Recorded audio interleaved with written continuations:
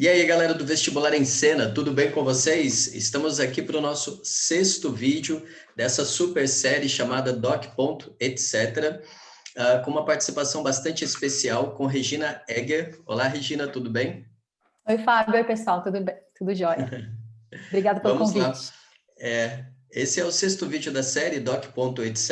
Essa é uma playlist dedicada a uma conversa com pesquisadores e pesquisadoras de cinema, documentário latino-americano, né? É uma playlist produzida em parceria com o CinemaScope, tá legal? É importante destacar que nós deixamos aqui na descrição do vídeo todos os links para vocês conhecerem mais os estudos, as pesquisas, o trabalho, né? Toda a carreira, digamos, profissional dos nossos convidados e convidadas. No caso da Regina, eu a conheci por causa da sua tese bastante interessante. A gente vai falar bastante também a respeito dela, né? Era uma tese sobre um filme chamado Braços Cruzados, Máquinas Paradas, tá certo? Regina é historiadora, comunicadora social, doutora em História Social pela USP, né? E ela também atua há mais de 2 décadas no campo de participação de processos participativos, resolução de conflitos e negociação. Ela também faz parte da rede internacional chamada Deep Democracy. A gente vai conversar um pouquinho, né, com ela a respeito do que é isso. E também participa da consultoria humana, né, que tem a missão de mobilizar a plataforma de e-Democracy e do Citizen Lab no Brasil. Muito bem. Regina, como vamos? Tudo bem contigo? Tudo bem, Fábio. Tudo jóia. Obrigada pelo convite. Muito bom estar aqui com você. Imagina, a satisfação é toda nossa. Eu confesso que foi uma surpresa muito boa, né, quando eu encontrei a sua tese, porque eu fui acessar o seu trabalho através de uma pesquisa a respeito do Patrício Guzmán, ou seja, através do terceiro filme dele, da Batalha do Chile, que é o Poder Uhum. Popular, né? E foi um filme finalizado em 1979, apesar das imagens, evidentemente, já existirem desde 1972, 73. E aí uma coisa que me chamou a atenção, né, foi por que esse filme do Patrício Guzmán, O Poder Popular, por que ele teria sido finalizado, digamos, tão tarde, né, só em 1979. E aí eu falei, bom, isso me lembrou as cenas das greves operárias, né, de toda a movimentação política do Brasil do ano de 1979. E aí, Uhum. então, eu encontrei com a sua tese, né? Digamos assim, então, para a gente já começar, como é que você chegou nesse tema? Como é que foi o seu doutoramento, né? Por que esse filme, né? Como encontrar o Uhum. Gervitz? Uhum. Tá. Bem, eu fiz uma faculdade que foi uma faculdade chamada FAAP, em São Paulo, de publicidade e propaganda. Me formei em comunicação social. E quando eu terminei a faculdade, eu terminei muito frustrada, porque eu achava que ela ia ser mais teórica. Eu comecei a estudar Adorno, Horkheimer, indústria cultural, e cheguei no final da faculdade para vender, sei lá, caneta. E eu falei, bem, eu quero mais que isso, quero pesquisar mais, quero estudar mais, sempre gostei muito de ler, né, de estudar.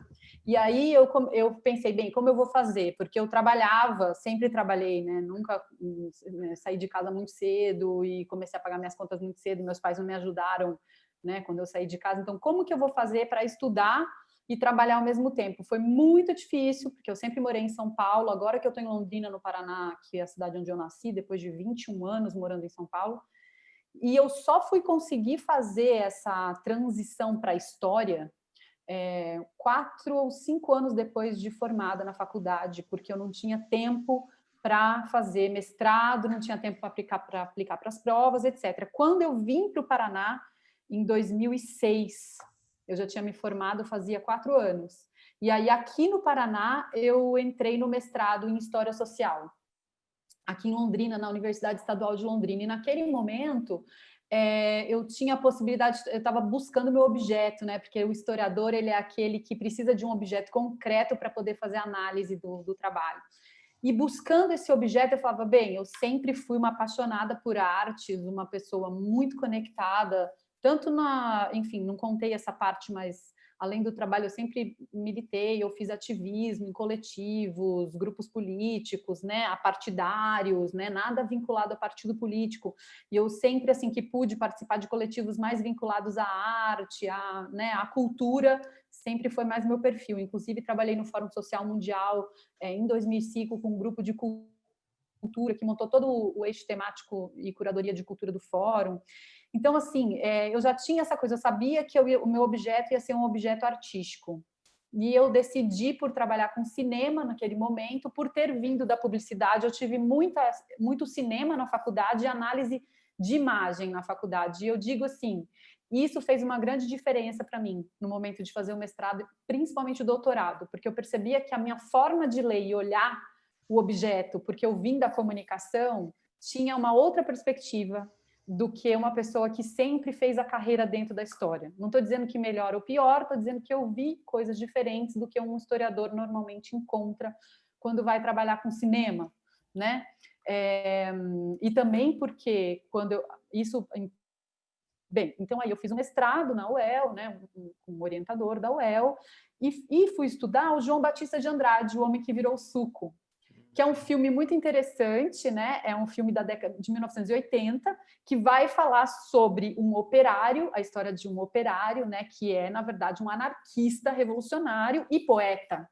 Então, eu gostava muito dessa personagem, e porque eu já tinha atuado com movimentos sociais, com coletivos, e vinha de uma trajetória de ativismo, que eu mencionei muito pouco aqui, eu sempre fiquei em busca de entender melhor sobre essa identidade do homem popular, que aqui no Brasil a gente ficou por tantas décadas tentando construir essa imagem, né, desse homem ou dessa mulher popular que, enfim, por que aceitou a ditadura militar, por que vota em figuras conservadoras se a pessoa é pobre, se ela sofre a mais-valia, por que ela aceita isso? Então, eu tinha essa questão e eu achei que esse filme abordava, né, esse ponto assim de uma forma lúdica e criativa, né? Acho que é um grande filme do João Batista. Só que para analisar O Homem que Virou Suco, eu fui trabalhar com a obra filmográfica toda de João Batista, fui ler a biografia da vida dele, fui conhecer, né, o livro que ele publicou e cair no filme dele também, no filme Greve, de 1978, que vai mostrar lá as greves do ABC, a insurgência do Lula. E nesse momento, estudando João Batista e com essa perspectiva de fazer uma análise sobre esse homem popular visto através do cinema brasileiro e dessa elite, né, que não deixa de ser uma elite, quem estava fazendo filme dos anos 70 no Brasil, mesmo sendo de esquerda, tinha alguma condição de fazer, então, digamos assim, uma elite intelectual, né, não uma elite, enfim, uma elite econômica, mas uma elite intelectual.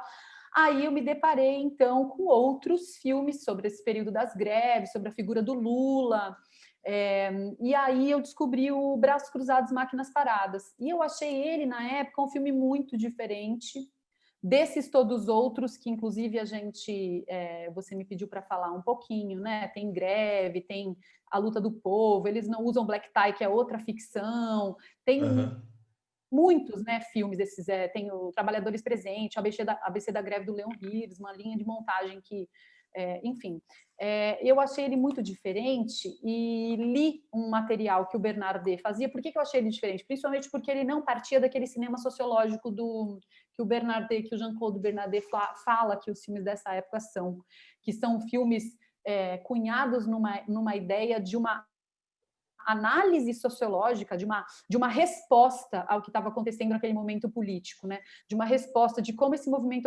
operário, através da figura do Lula, dessa liderança, né, poderia fazer o Brasil transitar não só para uma democracia, mas uma democracia que está em busca de um socialismo ou de uma reconciliação com a classe operária para elevá-la a um outro patamar de conscientização popular, né? Eu não sei nem se a palavra era mesmo um socialismo já no final dos anos 70, né? Porque com o golpe tudo isso se reconfigura, né? Essas narrativas já vão aí se transformando, né? Sai da ideia que estava presente na década de 50 e 60.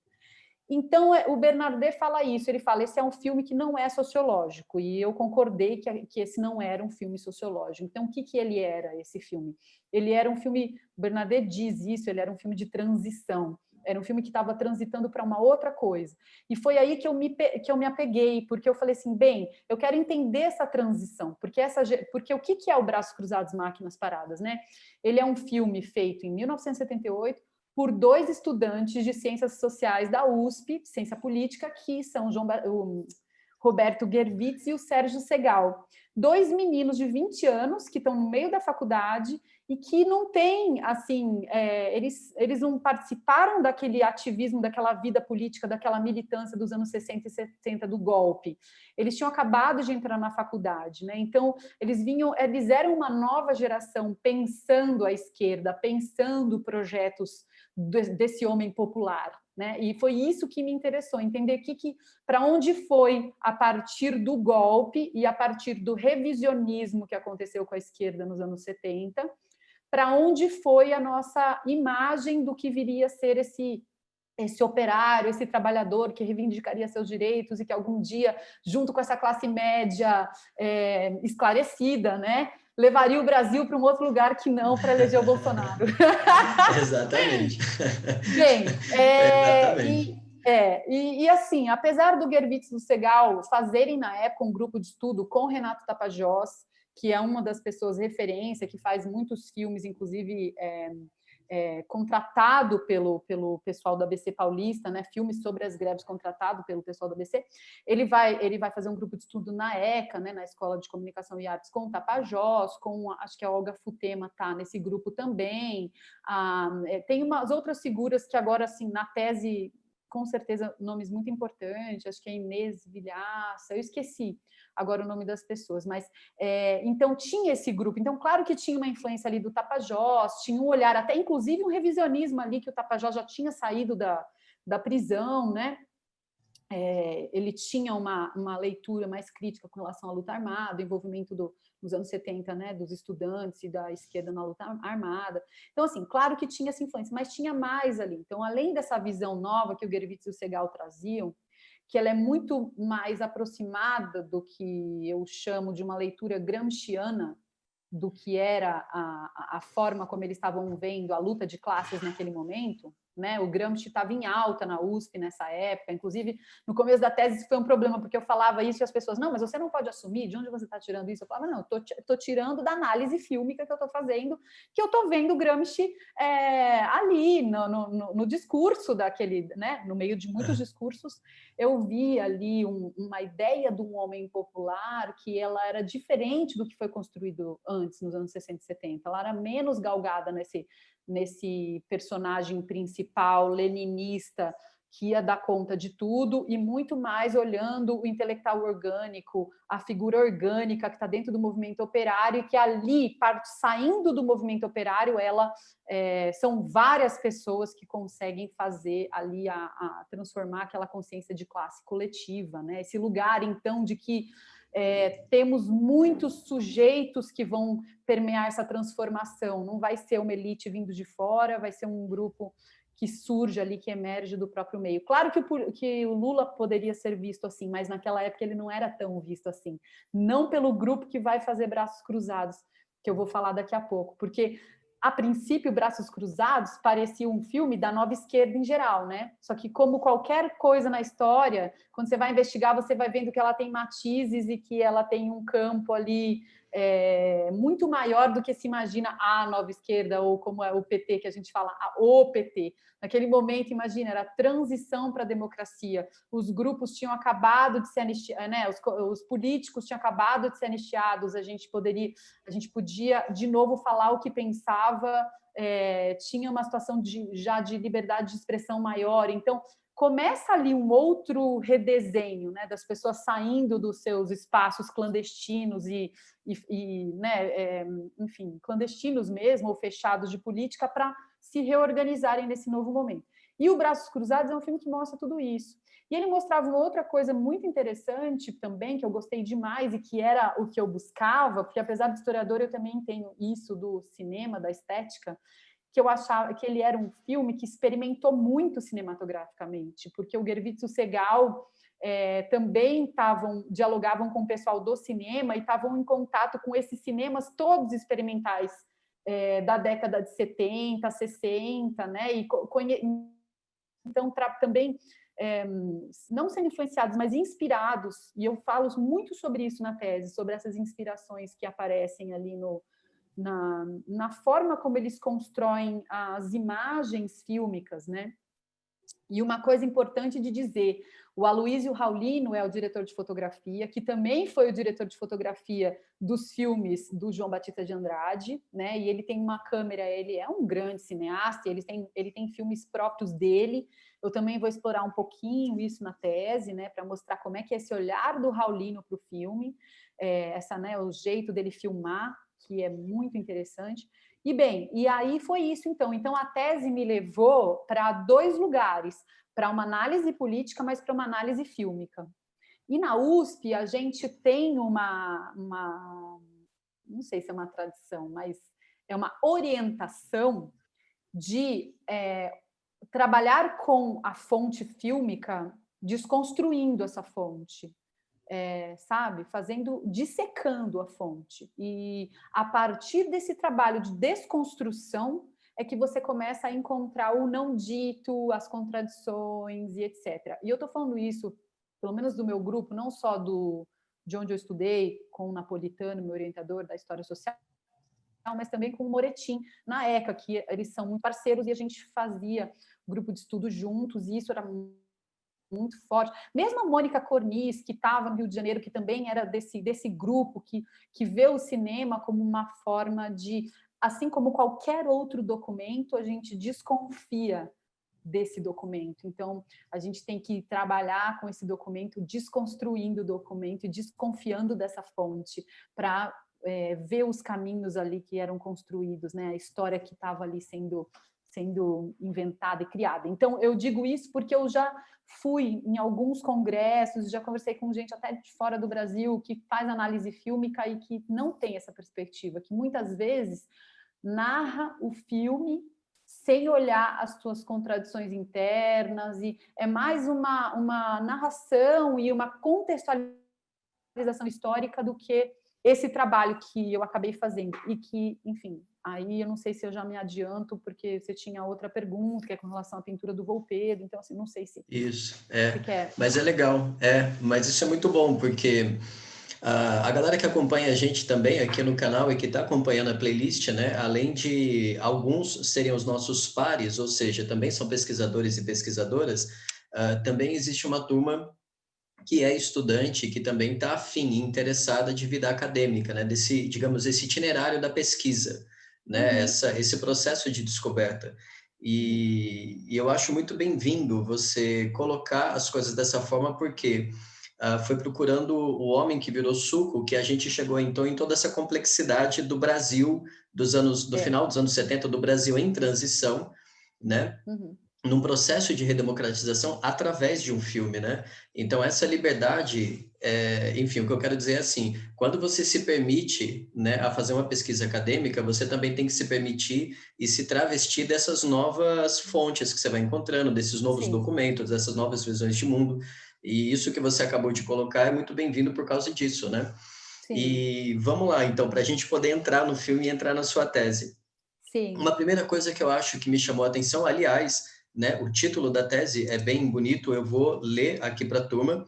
A tese se chama Fotogramas Operários no Documentário Paulistano. É uma análise sobre as representações das classes populares na luta política e sindical brasileira dos anos 70. E aí você faz o sumário, que eu considero ser uma das coisas mais difíceis, né? Mais difíceis, porque o tempo de pensar o sumário, que você fala, cara, eu preciso pensar um sumário. E é um tempo retardado, né? Assim, demora, você fica pensando, dando cambalhota. E a maneira como você pensou o sumário foi bem interessante, o índice, né? Ou seja, em estruturar a sua tese. Conta um pouco para a gente como é que foi essa decupagem, se isso foi ao longo da análise fílmica, se isso foi a priori, ou se foi uma coisa que primeiro você analisou o filme, né, e digamos assim, fez análise fílmica, escreveu e depois você estruturou, apesar, né, porque a gente sabe que esse tipo de coisa, apesar de existirem orientações, muitas vezes vai no calor do momento, né? Não, o meu sumário definitivamente é algo muito inusitado, porque eu quis construir uma estrutura de uma peça teatral dentro da tese, né? E quando eu disse isso para o Napolitano, ele falou, tá bom, ele que ele já sabia desse meu lado artístico, e eu acho que ele falou, quero ver como vai ficar, eu não sei ainda se eu aprovei, mas você me passa a proposta e eu quero ver como vai ficar. Bem, eu começo com a palavra fotogramas, que inclusive foi questionada na minha defesa, né? Por que eu coloquei fotogramas? Alguém na minha banca disse assim, mas o fotograma é só a foto, né? E o que você fez foi muito mais que isso, você analisou a imagem em movimento. Só que quando eu trouxe isso para o papel, ela virou um fotograma. Sim. Porque foi isso que eu percebi fazendo a tese. Por exemplo, na versão final, eu queria ter colocado, ao lado das análises das cenas, uma caixinha que eu cheguei a colocar com a música, porque a música tem um papel muito importante em Braços Cruzados. O Gervitz tinha um parceiro que fazia as composições dos filmes dele. Então, tem várias composições que foram produzidas para o filme. Então, eu tentei deixar no arquivo em PDF as músicas na lateral e eu não consegui, não funcionou. Então, eu fui percebendo o tanto que o papel ele não dá conta. Virou um fotograma no final, porque a única coisa que eu consegui levar para o papel foram as imagens de fotografia do filme. E eu queria trabalhar outras dimensões. Seria muito legal para quem pudesse acessar, clicar do lado, porque eu faço várias análises que eu também trabalho com a música do filme. A música tem um papel, eu não sei se você lembra, mas, por exemplo, na abertura, que é uma influência do Santiago Alvarez, que é aquele cineasta que, inclusive, dizem que é um precursor dos vídeos da MTV, do pop, né, que surgiu ali nos clipes. É sensacional isso. Das colagens e o ritmo, né, do que o Santiago Alvarez faz, aquele cinema urgente dele, né, o cineasta cubano. Eles pegam o Gervitz Segal e levam para a abertura de Braços Cruzados, com a imagem dos soldados marchando, tá, tá, tá, e é tudo a música e o fotograma, a música e a imagem, né? Então, assim, eu senti falta disso. Então, eu pus fotogramas justamente porque eu achei, assim, que naquele momento era só a foto que eu consegui trabalhar. E por que eu fui para a coisa do teatro, assim? Isso foi sendo construído em mim do meio para o final da tese, porque eu fui percebendo que esse filme, assim como eu trabalho com planejamento estratégico, sou uma pessoa que pensa estratégia na política. Há 20 anos eu faço esse movimento, mesmo quando eu não sabia que era isso, de entender por que a sociedade não é mais progressista, por que pessoas que não deveriam aceitar a opressão aceitam, por que esse tipo de pergunta, e fico tentando entender nos nossos grupos políticos, mesmo da sociedade civil, as estratégias, se elas estão corretas, se elas estão alinhadas, né? E esses filmes dos anos 80, eles eram claramente uma estratégia de mobilização, aquele agite próprio, aquele cinema de agite próprio, né? Que eles tentavam trazer esse olhar, o Serguei Daney vai falar sobre isso, do cinema militante, que ele tem esse lugar de fala, esse lugar de defender a classe trabalhadora ou as classes oprimidas. Só que ao longo do filme, quando eu fui conhecendo as narrativas, e desses filmes todos que eu fui estudando, não só do Gervitz Segal, eu cheguei à conclusão de que aquilo não passava de uma grande ficção, inventada por eles, com questões reais, que quando a gente é historiador, porque a gente desconstrói o filme, a gente descobre essas questões reais, mas que a narrativa que estava ali colocada, de que o Joaquinzão perdeu, ganhou a eleição roubando, e que né, porque a coisa, eu nem contei a sinopse do filme, e porque a Chapa 3 ia ganhar se não fosse isso era uma grande ficção, e eu mostro na tese por quê, porque depois enfim, a Chapa 23, a Chapa 3 nunca ganhou, nem na década de 80, nem quando o PT se elegeu, nunca. Então, eu vou mostrar isso na tese, né? Então, eu cheguei à conclusão, gente, se esse filme é uma ficção, de alguma forma, eu estou transformando a minha tese em um diálogo ficcional também. Eu estou construindo as cenas dessa história. E foi aí que eu percebi que eu queria contar, então, as cenas, né, com esse começo, com esse prelúdio, né, apresentando ali o contexto histórico, apresentando esse contexto, fazendo a análise de cada capítulo, selecionando as imagens e as sequências fílmicas, e terminando com a grande coroação, que é a questão mesmo da democracia, e o papel da democracia para a nova esquerda brasileira, né? Então, eu transformei esses capítulos em cenas, e tentei trazer esse olhar de enfim, do teatro para a tese, tem uma justificativa ali de que o cinema, antes de ser cinema, ele também é teatro. Então, eu meio que tentei trabalhar com essa ideia enfim, de articular Legal. teatro e filme. Foi isso, mas isso foi sendo construído assim, mais para o final da tese, quando eu fui percebendo essas conclusões, falando, eu vou fazer um jogo com a ideia da história e com as nossas limitações e com o fato de que a gente tem um tempo específico para escrever isso, articulando uma quantidade específica de linhas, palavras e ideias, e tudo isso é muito pouco, né? Então, vamos construir aí esse diálogo ficcional aqui dentro também. Foi E isso. ficou bastante rico, porque quando a gente pega a tese, digamos que isso auxilia bastante a gente entender, sobretudo, a sua construção, né? Ou seja, a gente como que tem, então, Sim. desde saída, eu diria como que duas camadas de leitura, porque além de a gente ler a sua interpretação, é fácil também a gente reconhecer as vozes do filme, a voz do diretor, a própria narrativa fílmica, entendeu? Uma coisa não se sobrepõe, Justamente. entende o que eu quero dizer? Uma coisa não contamina a outra, você Claro, consegue entender os dois pontos assim. Isso é bem legal. achei E fantástico que você teve essa leitura, porque era essa a ideia, de que os aí, personagens no teatro, eles têm vozes específicas, cada protagonista tem seu tempo de falar, e eu tentei aham. construir isso, e você falou exatamente Ó, o que que eu... legal. Foi É bom, que muito bom. massa. Eu fico contente com isso. E Sim, tem muitas questões, né? Porque, por exemplo, você já levantou vários pontos aqui que ainda não são pertinentes e contemporâneos, tais como, por exemplo, a ideia de um Brasil em transição, uma transição democrática, né? E nós sabemos que hoje, 2020, né, existe um debate fortíssimo aí a respeito de se essa transição e essa nova democracia, essa nova república, ela está em crise, né? Como que entrou em colapso depois de 30/40 anos, né? Você levantou também a questão do revisionismo, né? Um revisionismo que existia ali no final dos anos 70 e 80, a palavra revisionismo, claro que com sentido diferente, mas até mesmo porque as semânticas são muitas, né? Mas tem havido um revisionismo, principalmente, né, pelas direitas reacionárias, né? No caso do Brasil hoje. E depois, por último, uma coisa que é muito forte quando a gente fala desse cinema militante brasileiro do final dos anos 70, é a ideia de nova esquerda, né? Que convenhamos, é inevitável a gente falar do que é o campo das esquerdas hoje no Brasil.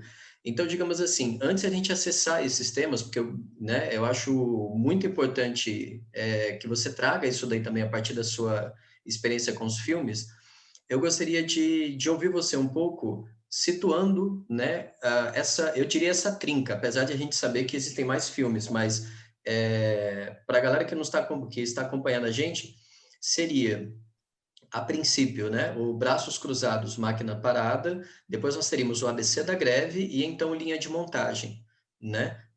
O seu estudo, a sua pesquisa é estritamente a respeito do filme do Gewitz, o Braços Cruzados, mas existem esses três filmes e que, de alguma maneira, eles têm afinidades e diferenças.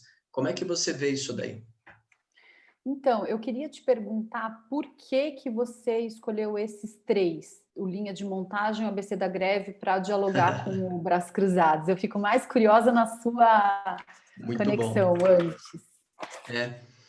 Pelo seguinte, eu penso que de uma maneira muito intuitiva, não é nada elaborado o que eu vou falar não, tá legal? Mas assim, de uma maneira muito intuitiva, eu vejo uma centralidade do Luiz Inácio Lula da Silva nesses três filmes, e eu vejo uma centralidade também na preocupação sindical, né, com a instituição sindicato, né? Então é como se, ao ver esses três filmes, me parece que de alguma maneira eles orbitam em torno dessas mesmas colunas vertebrais. É uma sensação que eu tenho, entende? E eu digo isso, claro, aí é uma coisa que, né, muito, provavelmente, eu estou pensando agora, mas provavelmente também muito contaminado pelo poder popular, mais uma vez, porque foi o que me levou de volta para esses filmes, que há muito tempo eu não tinha visto. E no poder popular, quando você assiste, que é a terceira parte da Batalha do Chile, ele é um filme zigue-zagueante, né, o Poder Popular, porque ele leva você para a porta da fábrica, depois ele leva você para a porta da indústria, depois ele leva você para os favelados, depois para o acampamento dos trabalhadores rurais. Então, assim, é um filme que te dá uma sensação de que, de fato, o poder popular, ou seja, o desejo de radicalização política, né, no filme Poder Popular, é claro que guardadas as proporções históricas, mas, né, eu estou falando das impressões que ele suscita, parece que se espraia, entende? Contamina, assim, realmente o tecido social. E no caso desses três filmes brasileiros, a impressão que eu tenho, acho que o motivo que me levou a escolher esses três para conversar com você é muito em torno dessa coisa. O que era o sindicato? Quais eram as demandas sindicais, a força do sindicato na renovação política e, sobretudo, a figura, né, do Luiz Inácio Lula da Silva. Eu acho que é isso. Ah, legal. Legal, bom, gostei de saber, gostei. Acho É, que sim, é o caminho mesmo que você leu, é o que está por trás ali como pano de fundo principal, como tema principal, né? Então, para te falar essa resposta, eu preciso te contar até para contextualizar as pessoas. O Braços Cruzados, ele é um filme que foi feito para registrar a campanha eleitoral pelo Sindicato dos Metalúrgicos de São Paulo de 78, que 3 chapas concorreram. A chapa 1, que era a chapa que estava desde o golpe militar ali, né, no poder, que era representada pelo Joaquimzão, que é o Joaquim Batista de Andrade, que é uma figura hoje, que era do Partidão, do Partido Comunista, é uma figura hoje vista como alguém importante para aquele momento, pela esquerda mesmo, pela esquerda antiga, né, pela esquerda operária, trabalhadora. Se você olhar digitar o Joaquimzão, você vai ver assim, ele era uma figura importante para o movimento operário, ele era um intermediador das nossas relações com o governo numa época muito difícil, só que para o filme ele é o vilão. Então tem a chapa 1, tem a chapa 2, que no começo, assim, no primeiro ano da tese, eu ainda não entendia muito bem quem que eles representavam, e depois eu fui entender que a chapa 2 representa exatamente o ABC paulista, que é onde o Leon Hirschman vai filmar, onde o Tapajós vai filmar, onde o Batista vai filmar. Então, ele representa esse projeto da nova esquerda, do ABC, e a chapa 3 era um outro projeto, que eu falo na tese, que ele é um projeto da nova esquerda que perdeu, que ele era um projeto de uma configuração de uma esquerda católica, com o movimento operário, com essa ideia da autonomia de base, que vinha muito, e aí por isso eu nem contei, mas no ano passado eu fui fazer pesquisa de pós-doutorado em Portugal, porque eu comecei a encontrar links entre uma esquerda católica operária internacional, e acabei não encontrando só com Portugal, mas foi Portugal, França e Espanha. Eu não fiz a pesquisa porque a FAPESP não me deu a bolsa. puxa vida, olha só. Pois é, mas a FAPESP não me deu a bolsa por algumas razões assim esquisitas, mas uma delas que eu concordo, as minhas publicações não são em revistas A1, eu praticamente não tenho publicações pela questão que eu trouxe para você. Eu sempre trabalhei, é muito difícil para mim publicar, eu acho muito difícil publicar no Brasil, eu acho que é um gueto quem publica, né? E você tem que ter temas muito assim específicos. Então assim, eu trabalho com cinema de autor, eu vou lá e publico na área de cinema de autor, e eu não me acho dentro de nenhuma área específica. E eu não venho com a linguagem acadêmica, eu não sou uma pessoa erudita, eu tenho um jeito de escrever mais coloquial, e isso atrai menos a academia, e eu não entrei nesses códigos e signos acadêmicos e acabei, enfim, eu não tive o dinheiro para fazer essa pesquisa, mas eu percebi que tinha essa configuração e fui atrás de documentação e fui investigando e vi que tudo sai dos padres franceses obreiros, essa narrativa que o Paulo Freire, dessa autonomia popular que vem com o Paulo Freire, que vem com esses grupos da chapa, que estavam por trás da chapa 3, era um diálogo com a França, com padres franceses que vieram para o Brasil trabalhar aqui com o movimento operário também, não só deles, mas uma parte importante veio disso. Esse movimento que a gente fez em Braços Cruzados, outros filmes franceses, portugueses e espanhóis fizeram nessa mesma época com operários, então assim, é extremamente fascinante olhar como essa narrativa mesmo, ela é de alguma forma internacional, dessa ideia desse sujeito que é diferente da chapa 2, que a chapa 2 estava trabalhando com o ABC. O que era a proposta do ABC? Vamos ter um sindicato forte, né, com uma liderança forte, e a gente quer ocupar o poder institucional. E o que era o projeto da Chapa 3 em 78? Porque depois aquele pessoal que perde ele vai confluir com a Chapa 2 no ABC. Então, muita gente pode falar, ainda mais a velha guarda, mas Regina, a esquerda católica estava no projeto do Lula. Depois, em 78, Lula era visto com desconfiança por vários desses grupos. Inclusive, Eles Não Usam Black Tie, o filme do Leon Hirschman, é uma resposta a Braços Cruzados, Máquinas Paradas, que chama a luta sindical de São Paulo de fabriqueta, de luta de fabriqueta, de gente,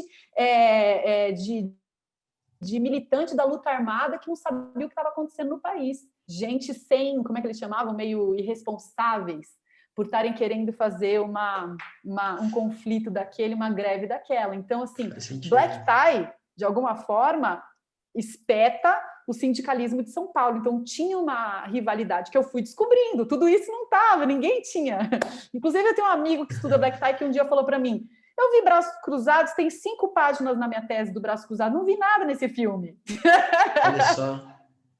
Aí eu falei, tá bom, eu vi. Bem, então, voltando. Então, nesse momento de 78, por isso que é interessante, porque aí tem esse outro projeto, que é o projeto autonomista, basista, e que aí eu fui descobrindo isso então. Então, por que é muito importante quando a gente vê que esse projeto perdeu? Por quê? Porque quando você leva para o sindicalismo institucional, traz o Lula para esse perfil central aí, essa figura central. Funda-se o Partido dos Trabalhadores 2 anos depois, né? Então, quer dizer, já vira um partido. O Partido dos Trabalhadores foi fundamental para o Brasil. Muitos quadros que fizeram militância, tanto de homens quanto de mulheres, no sindicalismo, viraram, naquele momento, já as mulheres. Tem uma pesquisa maravilhosa como que ela chama? Acho que é Alvarez, eu esqueci o primeiro nome dela, acho que é Sônia Alvarez, que eu usei na tese, porque eu não falei dessa parte da tese para você, né? Mas eu tenho um capítulo só falando sobre a questão de gênero, que eu descobri no filme também usando o quadro do Volpedo. A gente não explorou isso. Não, mas ainda então, não. muitas mulheres entram na política por causa das greves, por causa das manifestações, né? Do ABC principalmente, mas de São Paulo também. Então, assim, só que se configura esse lugar dessa liderança forte, né, essa visão mais clássica da política, vamos dizer assim, comunista, leninista, né, e de ocupar esse espaço institucional. Então, quando esse projeto, nos anos 80 já, muita gente ali já começa a ver problemas nesse projeto de ocupação institucional ali da fundação do PT. Muita gente já em 85 já começa a se afastar do projeto inicial do PT, aquele projeto tão lindo, aquela carta tão linda, né? Enfim, e isso a gente tem aí o seu prazo de começo, meio e fim, né? De esgotamento de um modelo. Por que eu no começo eu contei pouco para você, mas por que democracia é um tema para mim? Eu venho de uma família muito conservadora e eu sempre me senti uma voz minoritária na minha família. E nos ambientes onde eu atuava, militava e transitava de trabalho, etc., eu sempre via as injustiças das vozes minoritárias. Então, eu percebia que eu estava no espaço mais de esquerda do mundo, discutindo as coisas mais revolucionárias, como fazer um outro mundo possível, e vendo as pessoas terem posturas de tomada de decisão típicas de um militar. E por que isso é tão importante? Aí, de alguma forma, eu falo um pouco da democracia profunda. Porque como eu estava trabalhando com processos participativos e facilitando, principalmente na segunda mandato do Lula, teve muitos momentos de conferências nacionais, estaduais, para construir política pública. Então, eles contratavam pessoas como eu para construir essas políticas com gente assim, de repertórios muito diferentes, de classes sociais muito diferentes, né? Para a gente construir esses consensos, entender essas vozes múltiplas que, pela primeira vez, estavam conseguindo assim, se manifestar na sociedade, porque apesar da gente ter tido o Fernando Henrique, nem se compara, né? Que o governo Lula realmente trouxe as bases de uma democracia mais diversa mesmo para o Brasil, né? De ouvir mais vozes. Só que mesmo nesse contexto, quando a gente montava essas políticas, muitas não eram implementadas, muitos processos ainda autoritários na forma de fazer política. E isso não só dentro do governo federal, que eu não estava lá diretamente, mas quando você está militando e fazendo ativismo e no terceiro setor. Então, eu falava, gente, é muito incoerente. Isso uma hora pega. Isso tem prazo de validade. Num país de trajetória autoritária como o Brasil, a gente tem um tempo para mostrar resultado. E o resultado a curto prazo, e aí eu volto para o projeto da Chapa 2, para o projeto do ABC, que era diferente desse projeto do filme do Braços Cruzados. Se você não, e a discussão era assim, uma liderança que vai fazer todos nós chegarmos lá, e ela vai ser o comando e controle, ela vai ser a cabeça disso tudo, e a gente vai seguir porque ela está fazendo certo, ou Braços Cruzados que falava assim, todos nós somos um pouco Lula. E a gente, com autonomia, entendendo, tendo consciência de classe, Gramsci, vai conseguir dar esse salto de qualidade na nossa luta e na nossa conquista por direitos. Então, o que acontece? O Brasil chega em 2018 e elege um cara que fala contra o trabalhador, contra o pobre, contra as minorias que são maiorias, e a gente elege essa pessoa, porque o que o Paulo Freire disse, que se a gente não tem uma educação libertadora, o oprimido vira opressor. E é isso que acontece nos Estados Unidos, no Brasil. Então, assim, essa tomada de poder galgada numa ideia de pirâmide, de que tem uma elite ali que está construindo o poder, ela nos leva para uma estrutura onde a pessoa que está na ponta, ela não é ouvida, ela não tem voto, ela não. Como é que ela vai construir a cidadania dela se o lugar dela de fala não é acolhido? E mesmo dentro dos grupos políticos de esquerda, um atropelo total. Né? Quem militou aí nos anos 2000, que nem eu, que estava lá, a gente tinha 20 anos, o que a gente ouvia dos nossos chefes trotskistas e dos grupos políticos é assim, vocês não levaram choque lá no camburão da ditadura, fica quieto aí, imprime esse papel porque você não sabe o que é política. Diferente dessas gerações agora que tem 20 anos, onde a nossa geração de 40 que sentiu que não pôde contribuir tanto quanto gostaria, a gente vamos junto, vamos fazer, tanto que eu trabalho com millennials pra caramba, e não tem uma postura tipo, vocês não sabem, claro que a gente não passou por uma ditadura militar, e eu respeito muito essa geração de 60, 70 anos, que foram os meus chefes, os meus mentores, mas você tem aí uma questão de uma democracia que não é vertical no sentido de idade, né? Tinha um corte etário muito forte para ser ouvido, tinha um corte, tem ainda até hoje, um corte de gênero muito forte, onde os homens se destacam muito mais do que as mulheres no campo da política e falando e trazendo as suas opiniões, né? Então, de gênero, de idade, e isso tudo, para mim, desemboca. Pode parecer assim, poxa, Regina, mas você não está fazendo uma análise de conjuntura, uma análise, né? Eu acho que assim, eu imersa na política via esses problemas todos e pensava, quanto tempo vai durar essa incoerência? Que é o que a gente cobra hoje, uma coerência maior entre por que votou no Bolsonaro? As pessoas falam assim, ele é verdadeiro. Ele fala, eu odeio homossexual, né, tudo que ele fala é o que ele faz. Então, muita gente vota nele por causa disso, porque sentem que ele tem uma coerência que, no meu ponto de vista, ela é monstruosa contra as liberdades fundamentais, né, contra os direitos humanos, mas ele é aquilo que ele diz que é mesmo. E a mesma coisa para o Trump. Então, foi muito discurso. E isso eu tentei mostrar com a tese. Por que eu transformei ela nesse...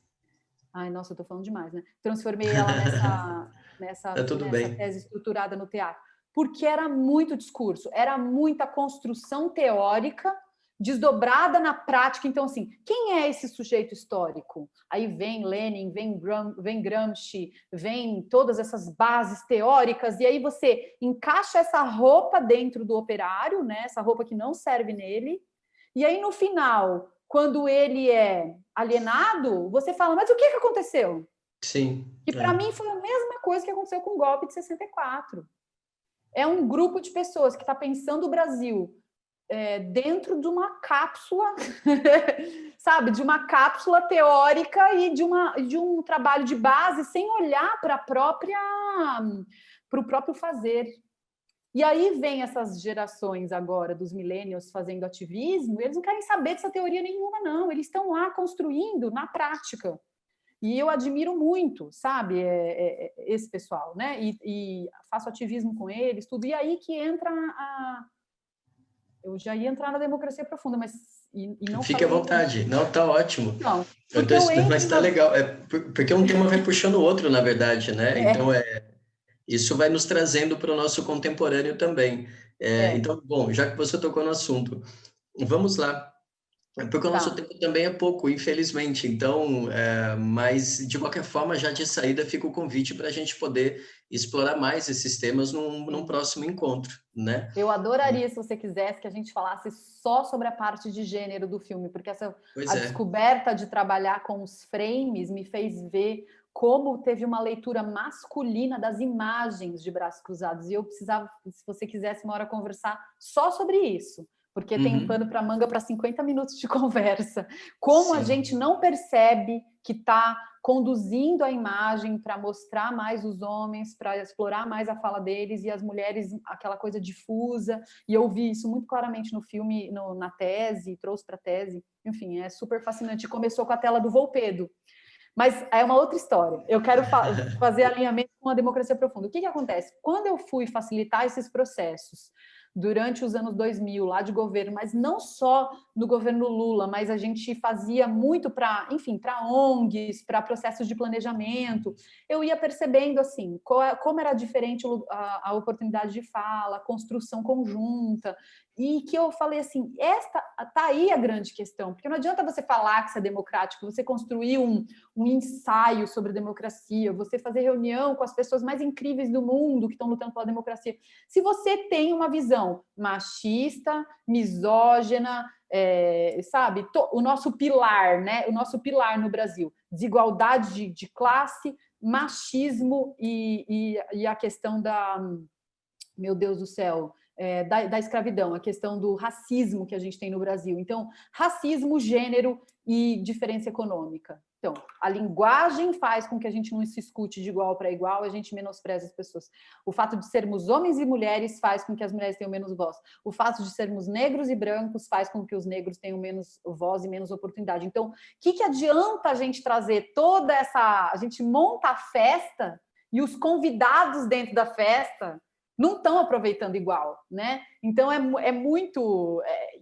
só que o exercício da gente conseguir fazer essa autoconsciência, Fábio, isso só uma democracia profunda. E E a aí é que eu formação. vou falar do Deep Democracy. Isso. É. Porque, assim, o Arnold Mindell, que criou ele é um físico, tá? Ele é um físico, um psicólogo e um físico americano, que trouxe junto com a esposa dele, né? Com a Amy Mindell, essa teoria da democracia profunda nos anos 70, nos Estados Unidos. Ele ainda está vivo, ele é um cara assim, que se você puder ver os vídeos do trabalho dele, a gente fala que um dia lá no Museu da Psicologia ele vai ser comparado a Freud no futuro. Porque o que ele fez, assim, qual foi a principal contribuição dele? Trazer para o campo da psique, do coletivo que o Freud descobriu sobre a psique do indivíduo.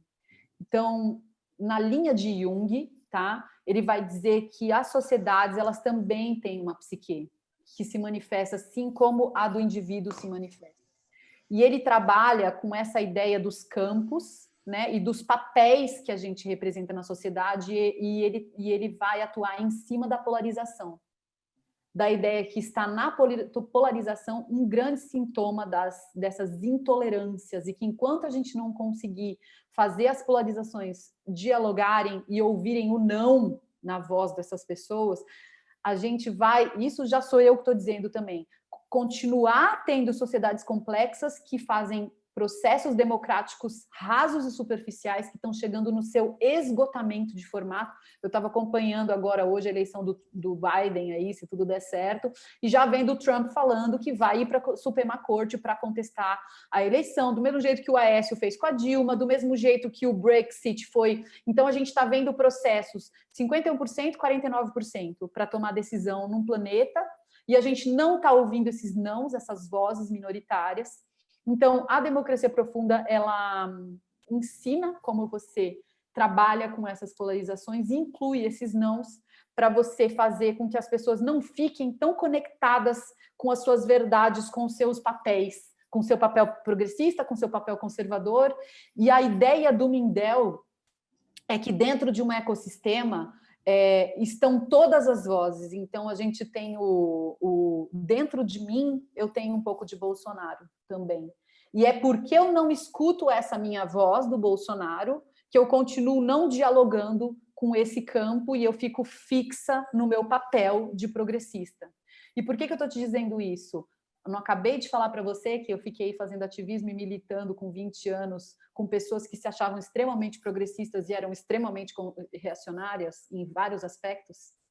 É por isso, enquanto eu não tenho noção do tanto que eu sou reacionário em algumas coisas e preconceituoso e machista e racista em mim, eu não consigo enxergar a possibilidade de diálogo com esse outro que tem.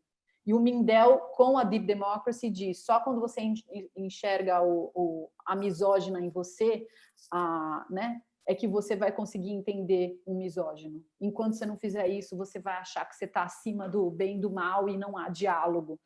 É um processo longo, eu estou trabalhando com a democracia profunda, são várias formações internacionais, já faz 5 anos, são poucas pessoas no Brasil que têm essa abordagem, e eu sou a primeira, inclusive, que estou terminando a formação para me tornar instrutora do método aqui, mas eu percebo que essa linha da facilitação, esse campo dos processos participativos, para mim, eles são o futuro da democracia.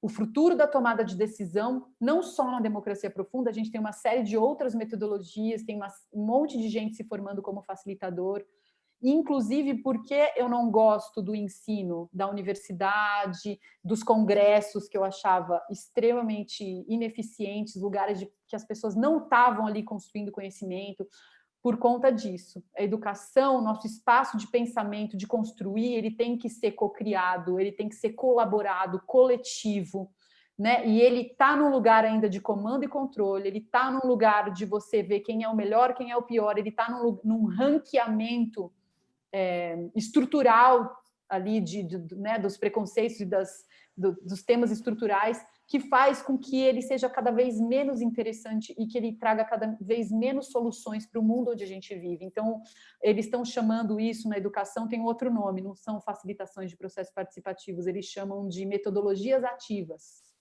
que não deixa de ser esse professor, que ele é muito mais um apoio, um condutor da construção do pensamento do aluno, para que o aluno construa o seu caminho, né, o seu caminho de interesse, de entusiasmo, de pesquisa, porque o Google está aí, era o que eu falava para os meus alunos quando eu dei aula de História da Arte, a gente não precisa mais decorar nada, a gente tem o Google, né, a gente tem essas ferramentas de inteligência artificial para nos trazer os dados, o que a gente tem que fazer.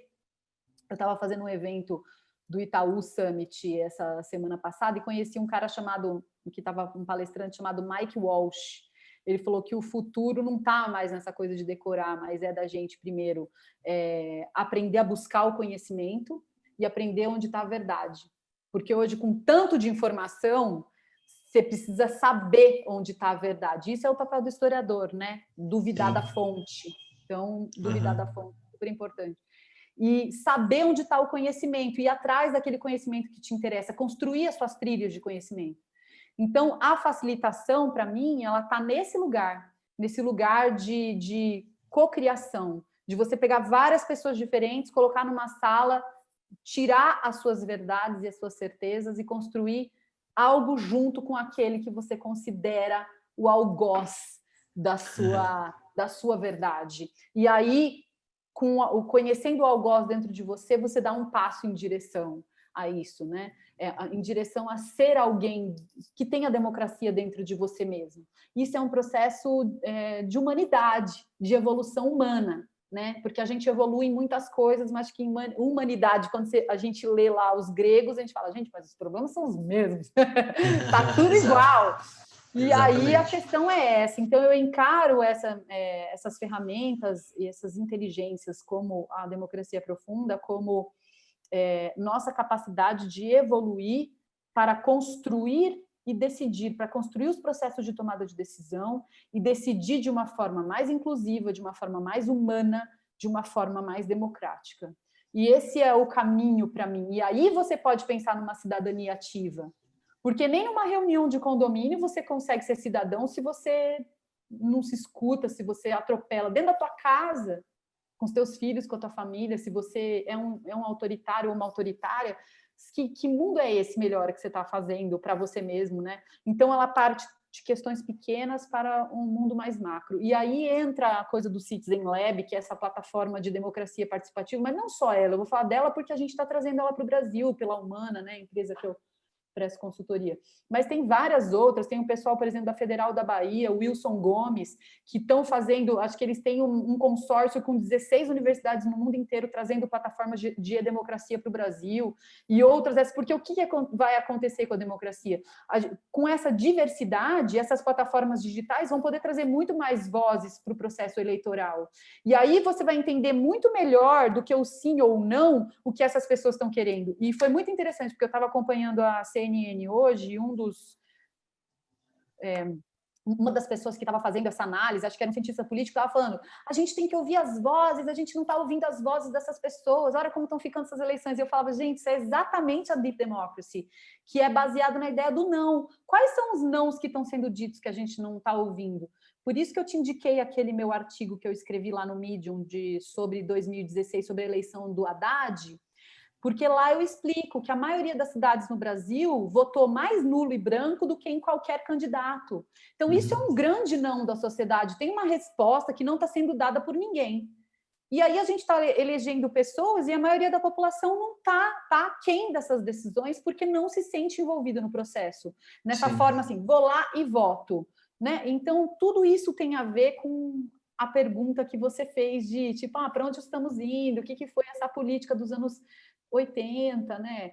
Eu acho que fica aí, fica nesses lugares, assim, são os guetos que tomam as decisões, né? E esses guetos autoritários e esses processos que não vão sendo coletivos, vão gerando cada vez mais ansiedade na sociedade, essas vozes que não vão sendo ouvidas, vão reagindo, elegendo pessoas radicais, que se mostram verdadeiras, sejam as verdades delas anticonstitucionais e anti-humanistas, né? Ou não, porque se uma pessoa que se diz democrática, que diz que está lutando pelo povo, não mostra resultado em 8 anos, 10, 15 anos, e faz o mesmo jogo que aquele outro, então vamos eleger ele mesmo, porque pelo menos ele está sendo sincero.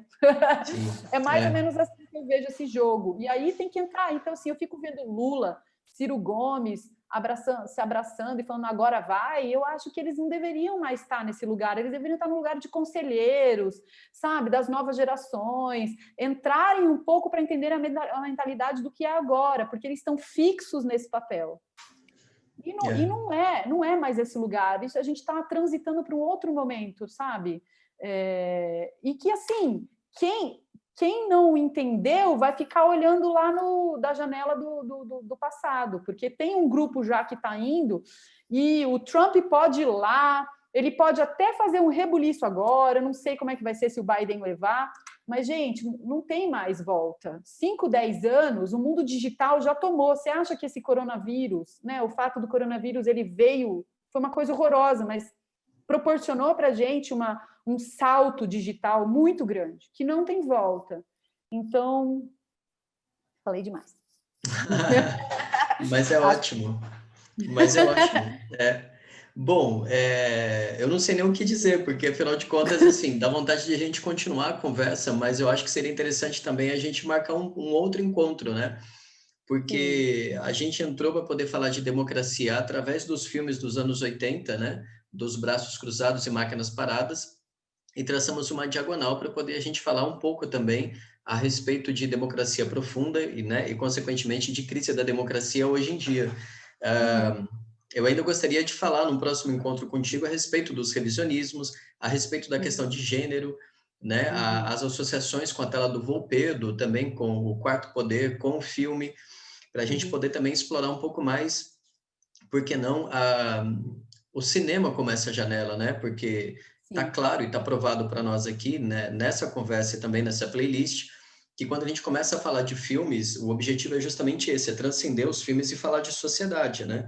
Falar do Sim. estado das coisas, como a gente costuma dizer, né?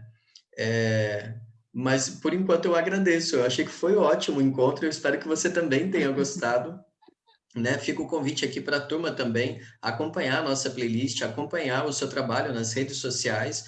A gente vai deixar o link, né, os links da Humana, do Citizen Lab, Uhum. tudo aqui na descrição do vídeo Uhum. e também, claro, Legal. da sua tese, né, para a galera Sim. conhecer.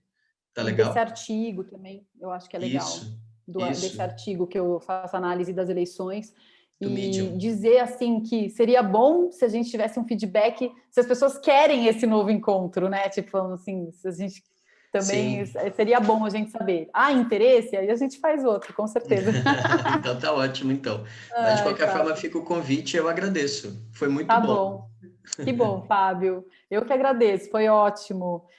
Muito obrigada, tá, pelo convite e espero vê-lo em breve, se não Sim. pessoalmente, no formato online. Então tá legal, Tchau para o então. Um pessoal. grande abraço. Tchau, Outro. tchau. Tchau, tchau.